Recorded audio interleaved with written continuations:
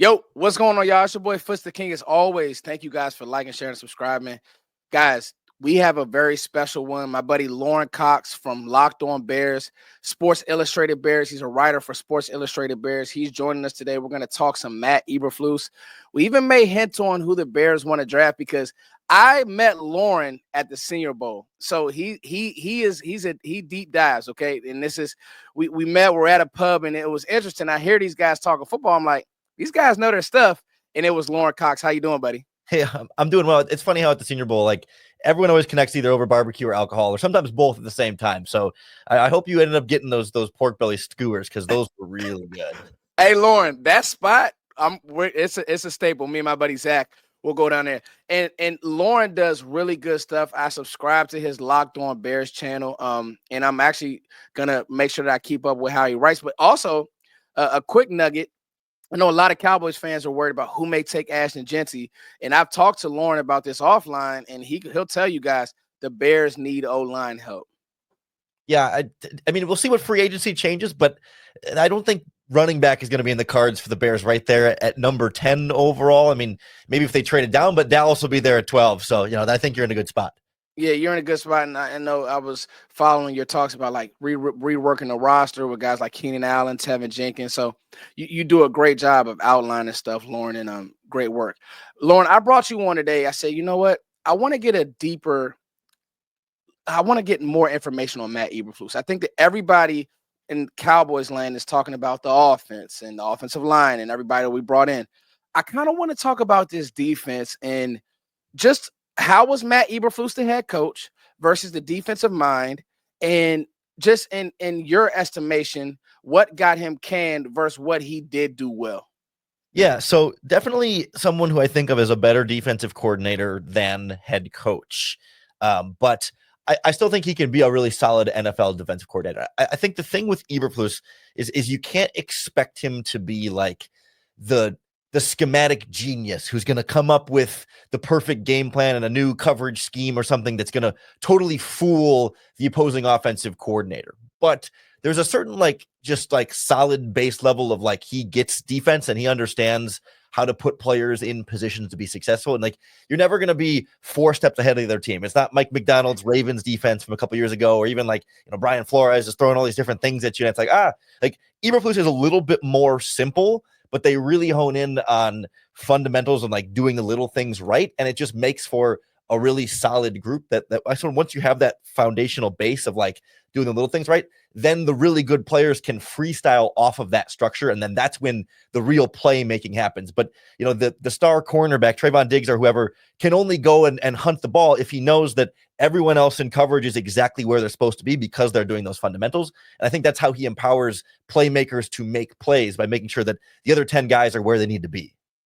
I think that's a really good description. I've been doing some deep dives on how he structures things. I know he is kind of from that Rod Marinelli, Tampa 2 vibe, but I was reading somewhere, and Lorin helped me, that he blitzed a lot more this year. Is that true? Or yeah, that's one of the things about Matt Eberflus, that it started as a frustration, but over time he became much more adaptive as a defensive coordinator. Initially it felt like, okay, we're rushing 4 and we're dropping back into cover 2, and that's just how we're going to do things, because that's kind of how he had done things in the past. But after a year and a half in Chicago, there was kind of this feeling of okay, this pass rush isn't good enough and we're not getting home. And so if we're just rushing 4 and dropping back in coverage, they're just going to pick us apart up and down the field and we can't stop anybody. So he completely changed how he structured this Bears defense, in the sense they went from a 2-deep team to a single deep safety team a lot of the time, a lot more cover 3, shells on the back end, as opposed to just the true 2-deep safety form. And then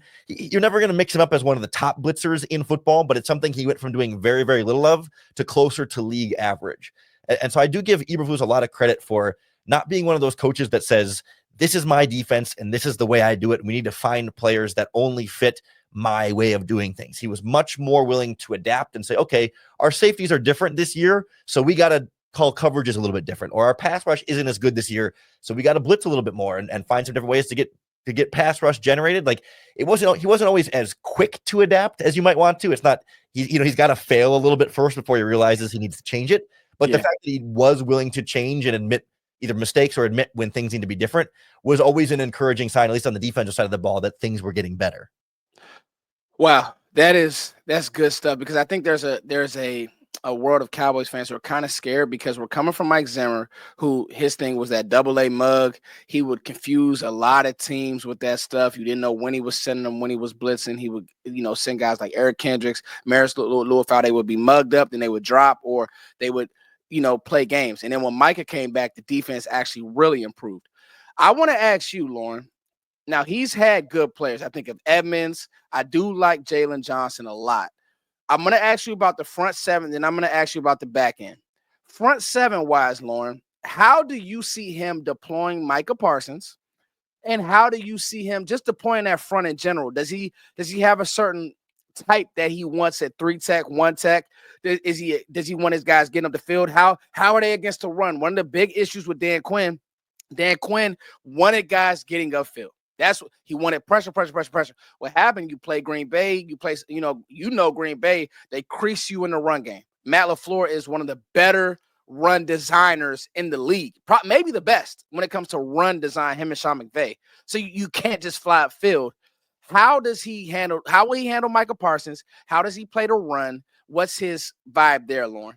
Yeah, he's going to let Micah Parsons sit on the edge and rush the passer. I mean, that's what he does great. Go after him. Don't worry about, trying to sneak him back into coverage sometimes or anything like that. Maybe once in a blue moon on a weird blitz, but like for the most part, if Parsons wants to stay on one side, he can stay on that one side and be that pass rushing threat. If you want to move him around, he certainly likes to kick bigger defensive ends into the interior. So, if somebody like DeMarcus Lawrence is brought back, he could be somebody that could kick inside, but I think they'll kind of like leave Parsons alone and let him do his thing off of the edge there.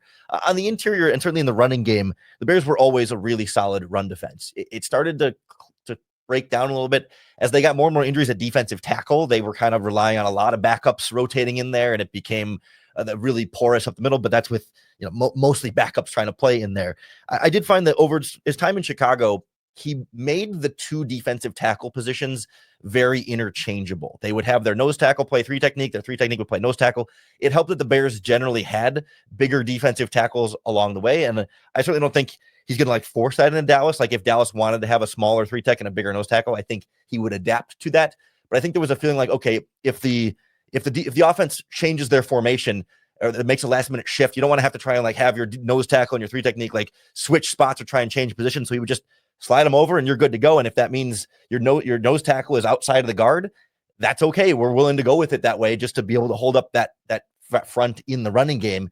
Even if maybe sometimes if they end up passing on that play, you're sacrificing a little bit because your better pass rushers on the center and getting double teamed, and your nose tackle is getting one-on-one with the guard. But is he going to win that time? Like there was more of a willingness to sacrifice a little bit of pass rush for the running game, and that helped in the running game, but left the pass rush sometimes wanting a little bit more. Okay, and I know, like I look, and correct me if I'm wrong, I looked at probably your best DN as a Montez Sweat. I remember when the Commanders made that trade, I thought it was silly. He went to Chicago and really started off well. I really like Chicago's defense. Me and you were talking, and you brought it to my attention just how well you guys played that high-flying Commanders offense, and really should have won the game. Had the game won, had Jaden Daniels and gave him fits a lot throughout that game. So I wanted to ask you, does he have a type at corner and safety? Or is it the best players will play? And the reason why I say this is because I know that Dallas likes bigger corners, but maybe that was a Dan Quinn thing. Does he have a type, or is the best guys will play?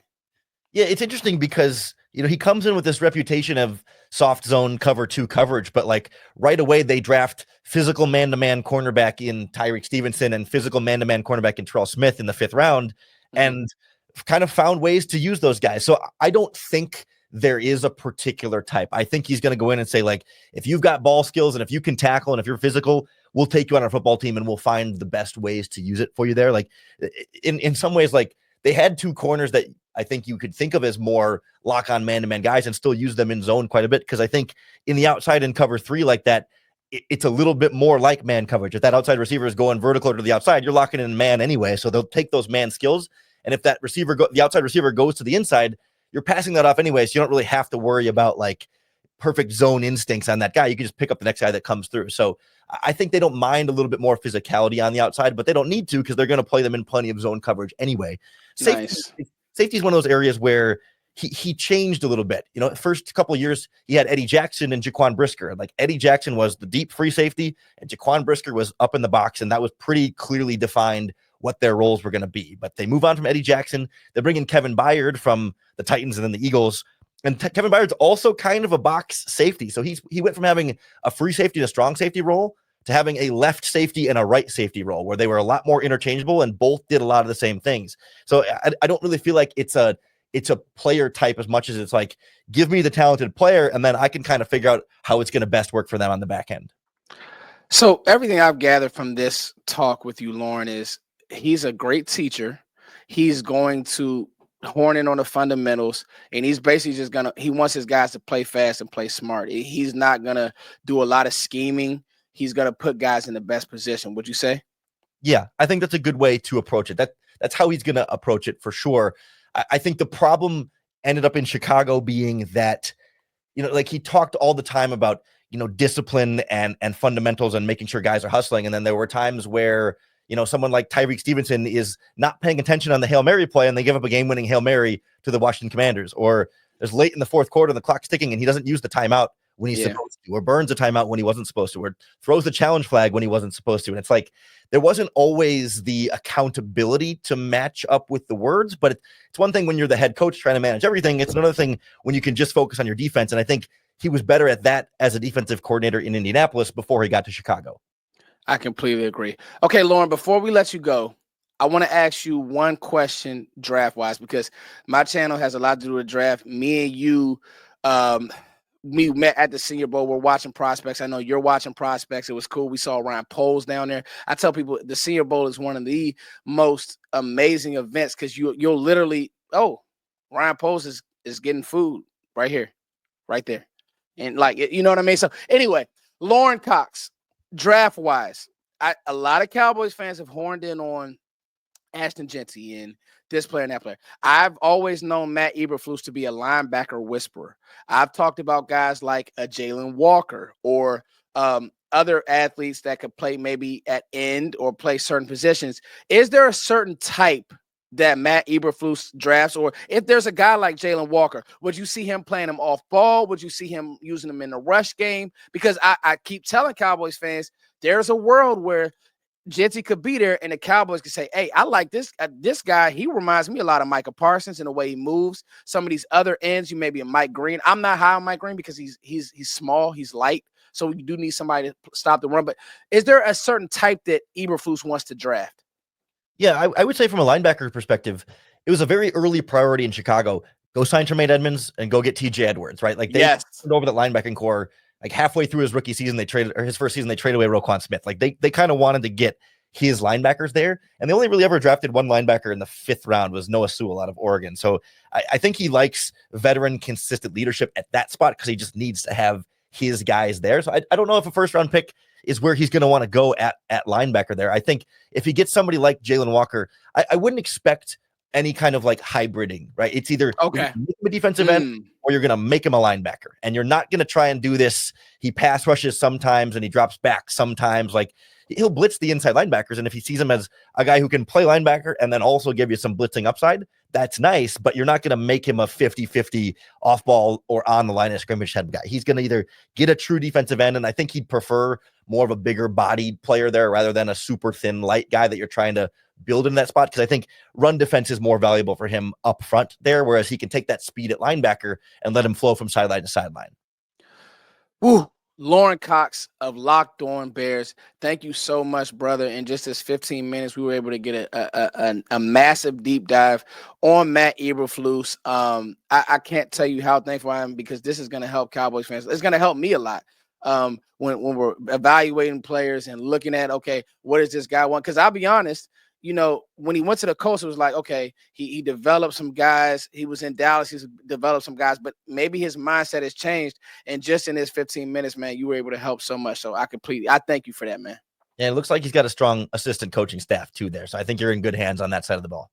Hey man, Lorin Cox, Locked On Bears. Hopefully we talk again. Maybe if it's in the draft world, because I know how sharp you are draft wise. So maybe after the Senior Bowl, the Senior Bowl's over. After the Combine, I bring you back on, or I come to your channel and we could just have some shop, because I would love to, bro.